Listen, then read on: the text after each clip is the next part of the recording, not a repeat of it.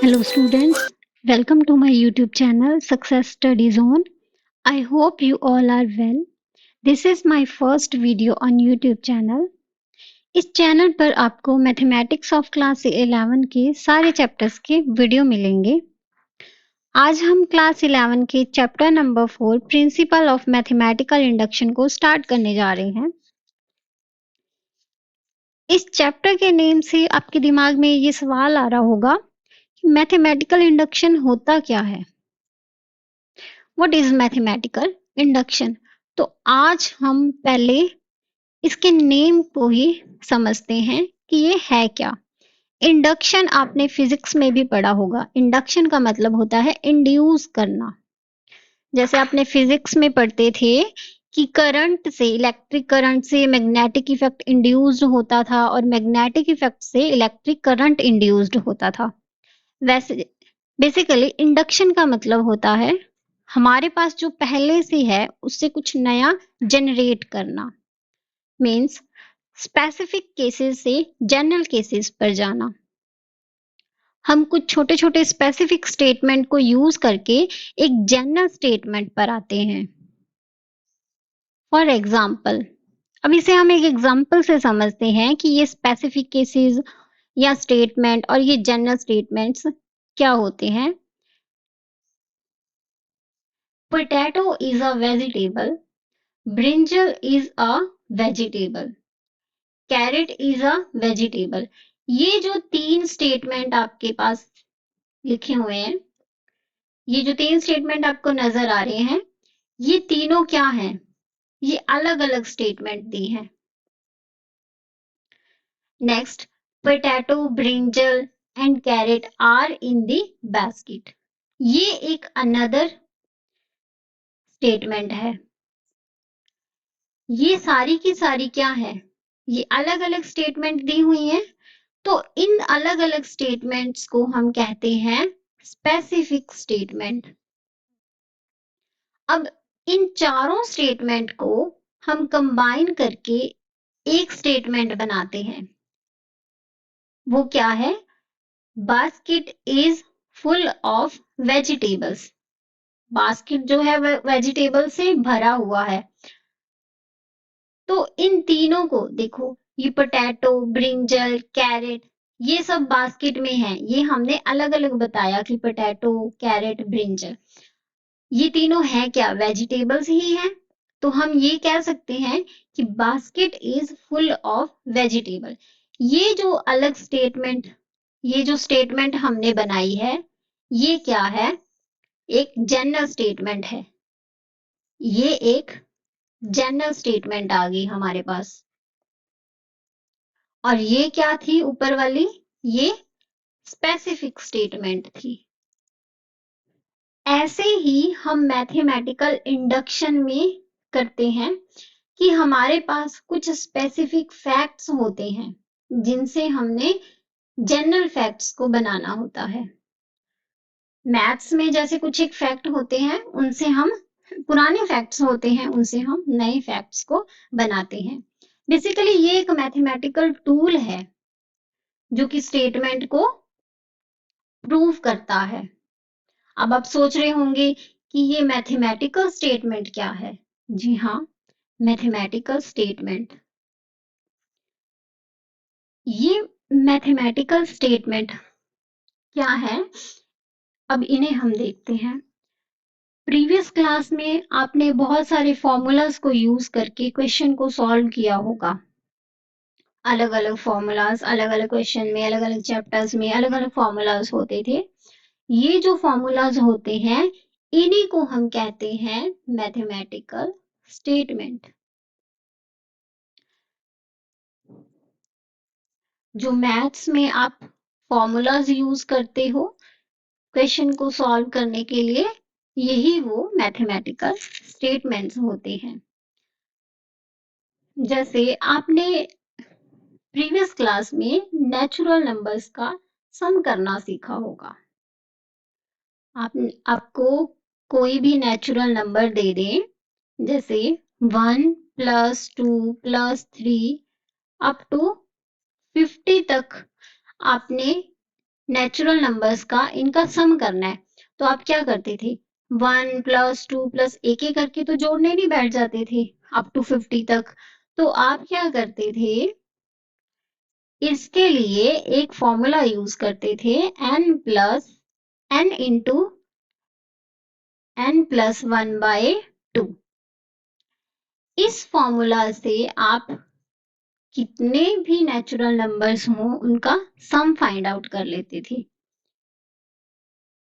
अब इसको लिखते कैसे थे, ये जो फॉर्मूला था 1 + 2 + 3, ये इसका जनरल क्या होगा, n up to n। n क्या है, नेचुरल नंबर्स।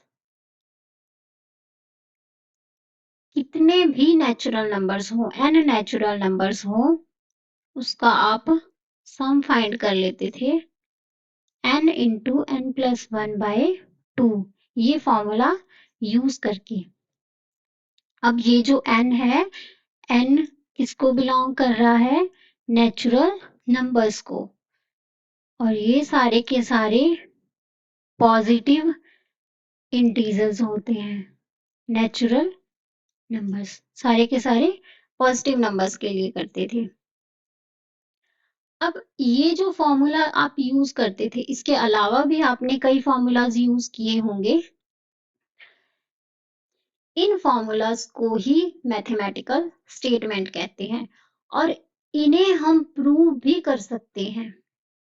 जी हाँ, ये जो स्टेटमेंट दी है या फॉर्मूलाज दिए होते हैं, इन्हें हम प्रूव भी कर सकते हैं।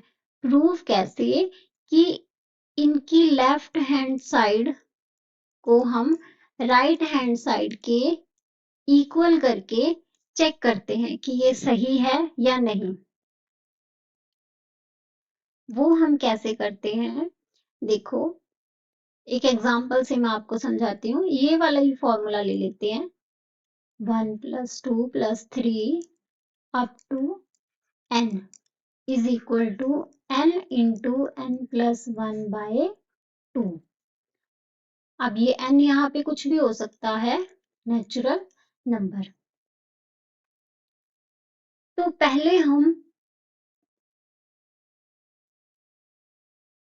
एक नेचुरल नंबर के लिए चेक करते हैं। एक नेचुरल नंबर मतलब n यहाँ पे क्या है, 1, क्योंकि हम पहले पे चेक कर रहे हैं एक नेचुरल नंबर के लिए। तो एक के लिए चेक करें तो यहाँ पे तो 1 आएगा, इक्वल टू n की वैल्यू अब यहाँ पे भी क्या आएगी, 1। 1 × 1 + 1/2, 1 इज इक्वल टू 1 × 2/2। 2 से 2 कैंसल हो जाएगा, यहाँ पे भी क्या आएगा, 1।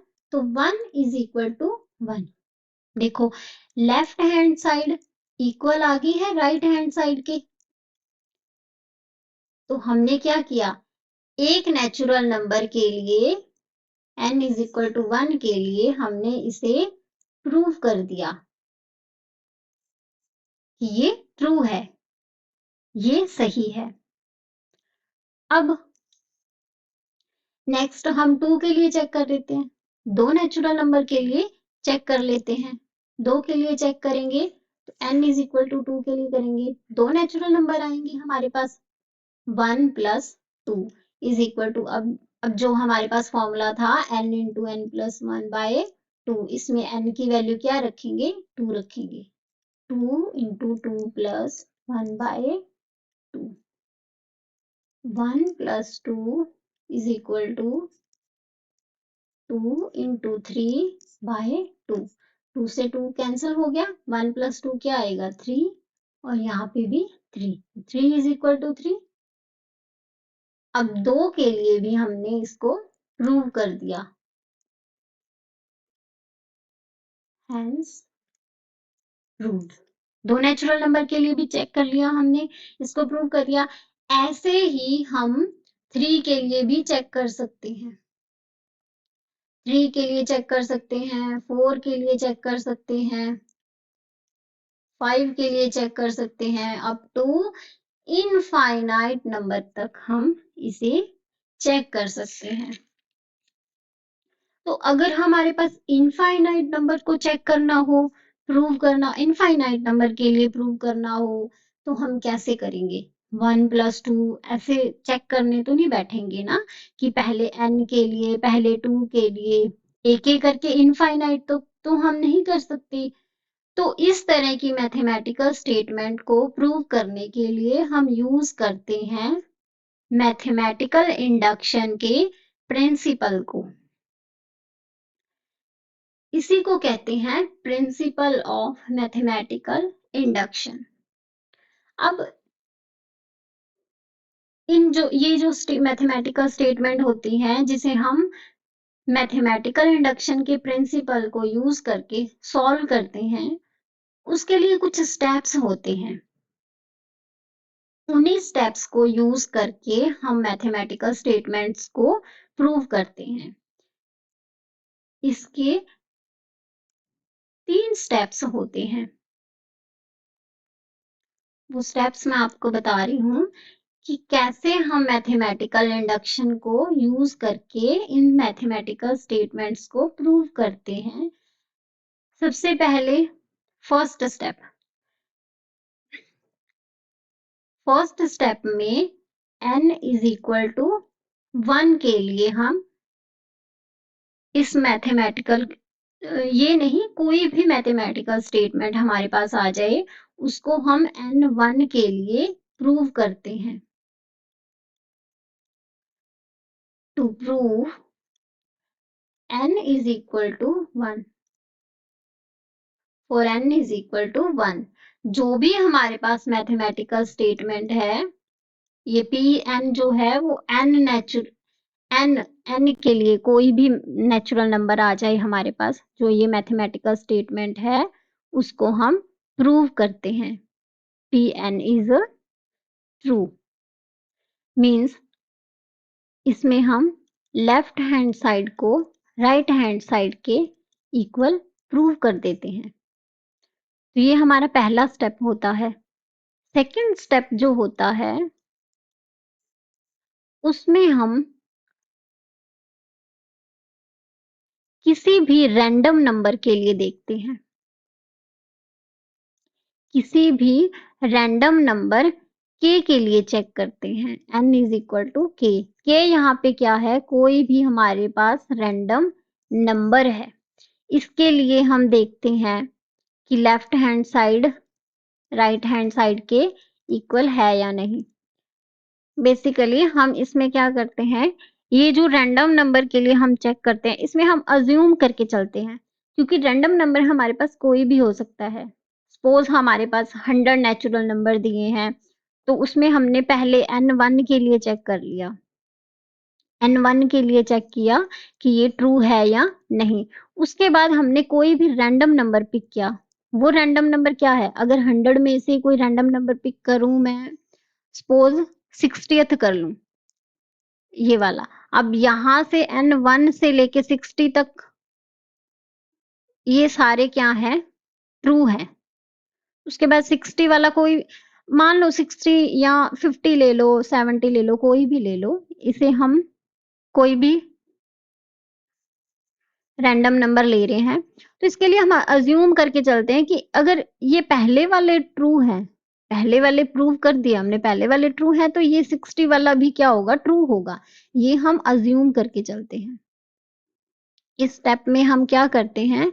अज्यूम करते हैं कि किसी भी रैंडम नंबर के लिए लेफ्ट हैंड साइड इक्वल है राइट हैंड साइड के लिए। अब हम थर्ड स्टेप में देखते हैं कि क्या करते हैं। थर्ड स्टेप में हम प्रूव करते हैं। To prove for n is equal to k plus 1 Pn is true. Third step में हम क्या करते हैं? सेकेंड स्टेप में हमने क्या किया था? कोई भी रैंडम नंबर लिया था, उसके लिए हमने अज्यूम किया था कि ये ट्रू है। तो ऐसे ही हम थर्ड स्टेप में क्या करेंगे कि जो हमने रैंडम नंबर लिया था कि उससे अगले वाला देखेंगे, जस्ट अगले वाला, कि क्या है के, इससे नेक्स्ट क्या होगा? k प्लस 1 होगा। ये हमने रैंडम नंबर k के लिए क्या किया था, हमने अज्यूम किया था ये ट्रू है, तो इससे अगले वाले को हम प्रूव करेंगे कि अगर इसके लिए ट्रू है तो इसके लिए भी ट्रू होगा। k1 के लिए क्या, k+1 के लिए क्या करेंगे, हम प्रूव करेंगे कि लेफ्ट हैंड साइड इक्वल है राइट हैंड साइड के। इसको हम प्रूव कर देंगे। यही 3 स्टेप हम इंडक्शन में फॉलो करते हैं। और जब ये 3 स्टेप, ये जो तीसरा स्टेप कंप्लीट हो जाता है, तो हमारी जो ये मैथमेटिकल स्टेटमेंट है कोई भी, वो क्या हो जाती है, प्रूव हो जाती है। इन 3 स्टेप्स को यूज करके हम कोई भी मैथमेटिकल स्टेटमेंट्स को प्रूव कर सकते हैं। आज के वीडियो में बस इतना ही। जस्ट हमने मैथमेटिकल इंडक्शन की या प्रिंसिपल ऑफ मैथमेटिकल इंडक्शन की इंट्रो हमने देखी कि ये होता क्या है। हमने मैथमेटिकल इंडक्शन के बारे में जाना कि ये है क्या। नेक्स्ट वीडियो में हम इसी चैप्टर के क्वेश्चंस को सॉल्व करेंगे। आई होप आपको ये समझ आ गया होगा। Thank you and God bless you.